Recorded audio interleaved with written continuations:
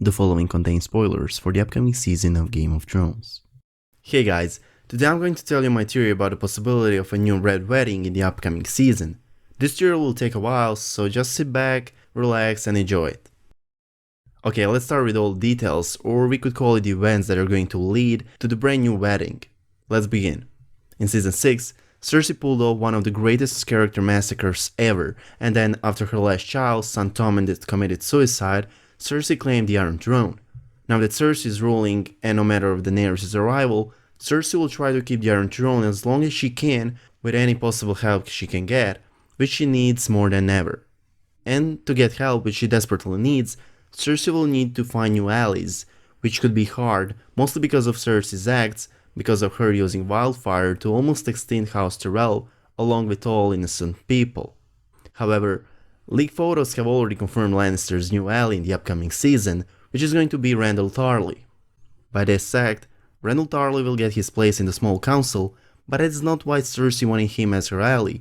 Cersei doesn't want his great ideas. Cersei wants his army, and that's the only reason of these two becoming the allies.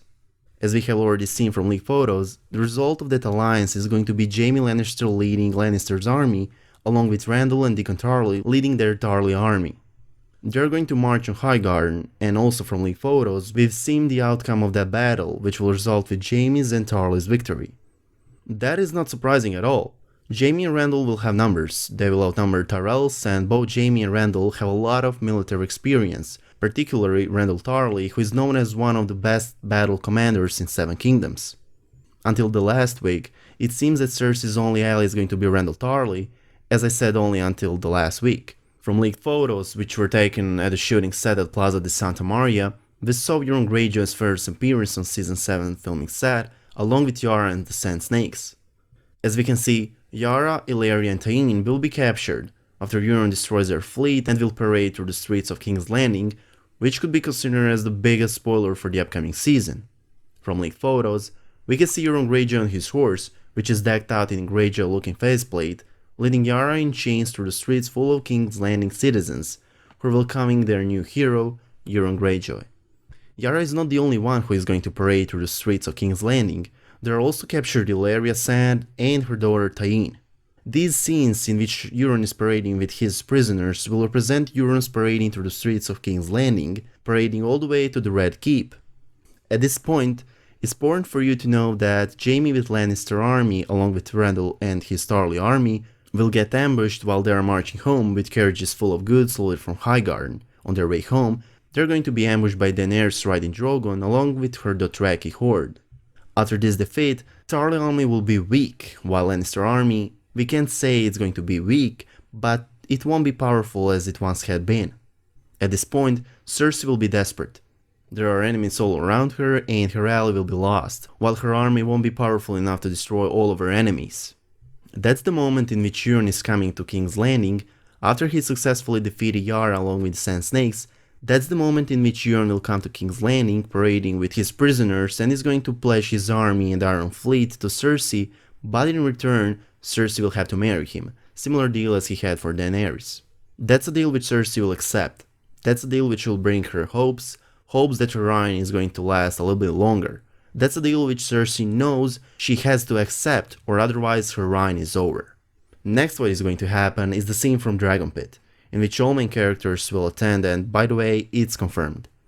On that, we can call a meeting, 17 major characters are going to attend, which makes these scenes having a big role in Season 7, and the outcome of that meeting, which is going to be organized by Daenerys in favor to show all the lords the real threat that all of them are facing, in favor to unite their armies to have a chance against the undead army, is going to have a great importance for the events to come in Season 8.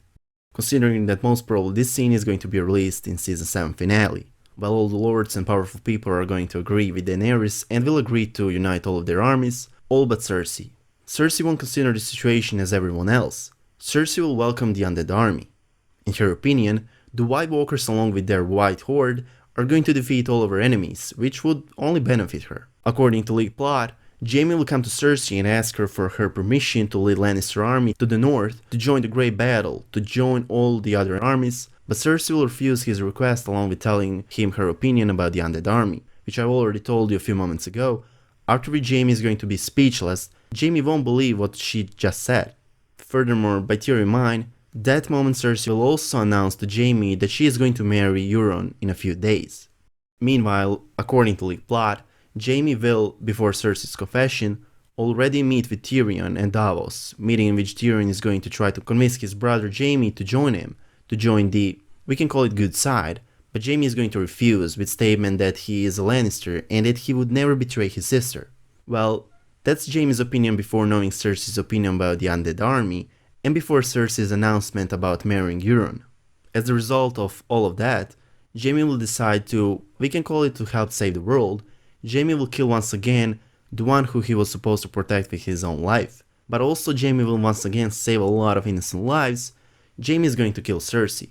Let's get back on the day in which Cersei is going to get killed. Let's get back on the events that will happen earlier that day. By my theory, Jaime, disappointed by Cersei's opinion, will think about leaving King's Landing and support the living side with his experience in leading army.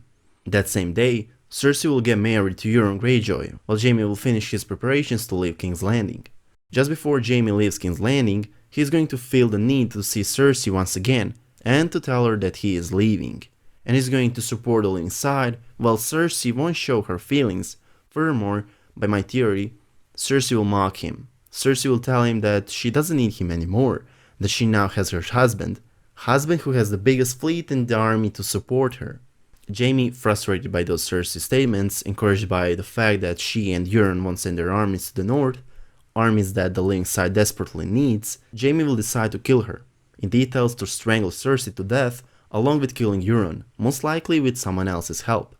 After that, Jaime will join the, we can call it war between life and death, along with Lannister army.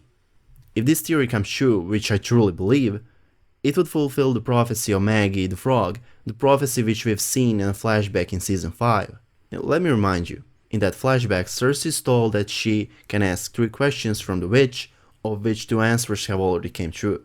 The first Cersei's question for Maggie was, when will I marry the prince? If you're not introduced with who the prince is, in this question it was Rhaegar Targaryen, the prince for whom Cersei was promised. On Cersei's question, Maggie answered with, never. You will wed the king. As you already know, this first prophecy came true. As we know, Robert Baratheon killed Prince Rhaegar and also became the king, along with marrying Cersei, which makes this first part of prophecy being nothing else but the truth. Second Cersei's question was, will the king and I have children? On which Maggie responded with, the king will have 20 and you will have 3. As we already know, this also came true. Robert Baratheon had a lot of bastard children, particularly he had 20 of them, while Cersei had 3 with her brother Jaime. Also in Maggie's answer, she said, gold will be their crowns and gold their shrouds, which also came true. Both Cersei's sons Joffrey and Tommen were crowned kings, while in the books, women in Dorne crowned Cersei's daughter Myrcella as a queen. While the part of Maggie's answer which contains gold their shrouds means that all of Cersei's children will die, and as we know, it also came true.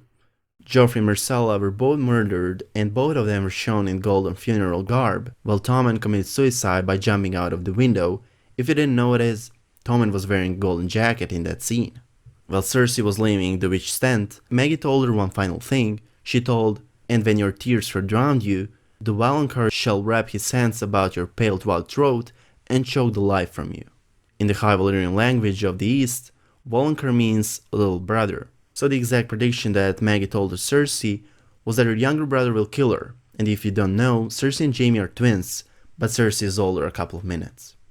If this theory of mine comes true in the upcoming season, it will also fulfill the prophecy of Witch Maggie, who predicted almost whole Cersei's future, and all of that came true, all except one final prediction. Until now, we've had the Red Wedding in which King Robb Stark was betrayed and brutally killed, along with his wife Talisa and their unborn child, Robb's mother Lady Catelyn, the other lords along with all men in the camps, including Robb's direwolf. Then we've had the Purple Wedding in which King Joffrey Baratheon was poisoned by Lord Peter Baelish and Lady Olenna Tyrell on his own wedding during the wedding feast. What color do you think will label this wedding in theory of mine? Of course if it comes true. Don't you at this point believe to Witch Maggie's predictions? And also let me know your opinion on this theory of mine in the comment section down below. Hope you guys enjoyed this video. If you did, please make sure to subscribe to our channel and yeah, see you in the next one. Peace.